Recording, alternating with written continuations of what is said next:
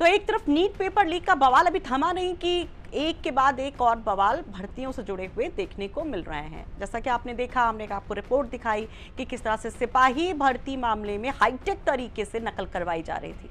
एक बड़ा खुलासा एसटीएफ की तरफ से किया गया, लेकिन बवाल कटा हुआ है लेखपाल एग्जाम को लेकर भी।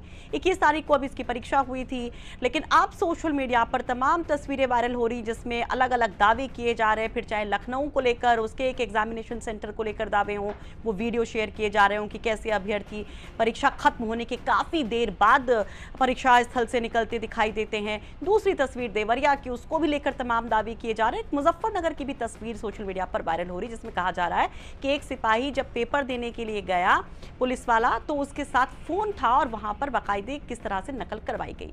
और उसके बाद मानो कि सोशल मीडिया ही नहीं बल्कि सियासी गलियारी में भी एक बवाल शुरू हो गया कि कभी कोई परीक्षा क्या निष्पक्ष तरीके से हो सकती है। क्योंकि आपको याद होगा कि जब 2022 में ऐसे लेखपाल का एग्जाम हुआ था, तब भी बहुत बखेड़ा हुआ था कि कहीं पर धांधली की गई, कहीं पर पेपर लीक किया गया, इस तरह के आरोप लगे थे। कई गिरफ्तारियां भी एसटीएफ ने की थी। और इस बार जब लेखपाल की परीक्षा थी, तो उसके पहले ही समाजवादी पार्टी सरीखी जो विरोधी पार्टियां हैं वो कई सारे सवाल पूछ रही थी, आरोप लगाए जा रहे थे। सरकार का कहना था कि निष्पक्ष तरीके से, एकदम क्लीन और फेयर तरीके से ये परीक्षा करवाई जाएगी। लेकिन मुजफ्फरनगर का ये वीडियो जिसमें कहा गया कि मोबाइल अंदर ले जाने को कैसे अलाउ किया गया, भयंकर एक शख्स आरोप लगाता दिखाई देता, जरा वो देखिए पहले। पाल का पेपर देने आए थे कमरा नंबर 23 में, दीपचंद्र ग्रेन इंटर कॉलेज में। यहाँ पे एक पुलिस वाला था जो एग्जाम देने आया था, उसका रोल नंबर ये है 112144844। वो पुलिस वाला अंदर फोन लेके बैठा, बाकायदा कर रहा। उनकी मैनेजमेंट वालों ने पकड़ा भी, उसके खिलाफ कोई कार्रवाई नहीं हुई अभी तक।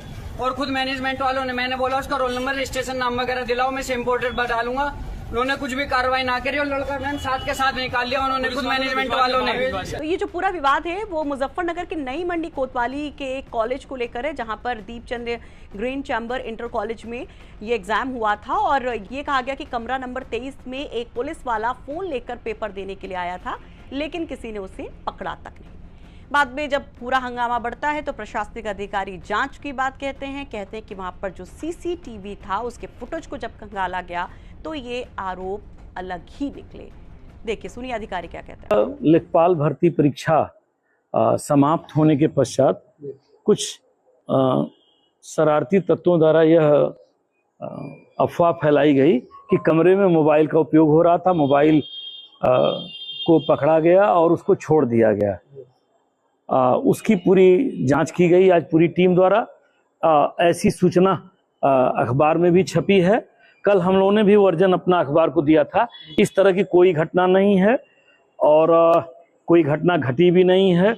उस पूरे 2 घंटे के वीडियो फुटेज को, सीसीटीवी फुटेज की भी जांच कल सीओ मंडी श्री राजू साव द्वारा कर लिया गया था। उनकी पूरी टीम द्वारा कोई भी संदिग्ध गतिविधि नहीं पाई गई थी।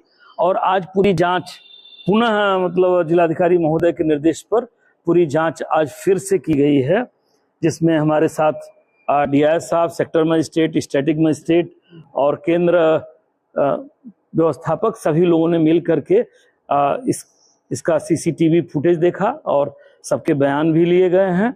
कक्ष निरीक्षक 2 लोग थे, दोनों लोगों के बयान लिए गए हैं और इस तरह की कोई घटना नहीं पाई गई है। ये घटना पूर्णतया मतलब असत्य, निराधार पाई गई है। और इस कॉलेज के प्रधानाचार्य द्वारा पुलिस को एक प्रार्थना पत्र भी दिया गया है कि हमारे कॉलेज को बदनाम करने के उद्देश्य से इस प्रकार का अफवाह फैलाया जा रहा है, कृपया कार्रवाई करने का कष्ट करें। तो अधिकारी सिरे से इस आरोप से इनकार कर रहे हैं। उनका कहना है कि ऐसा कुछ भी नहीं हुआ। वहां पर जितने भी सीसीटीवी थे उनको चेक किया गया और वहां पर जिनकी ड्यूटी थी उनसे भी पूछताछ की गई।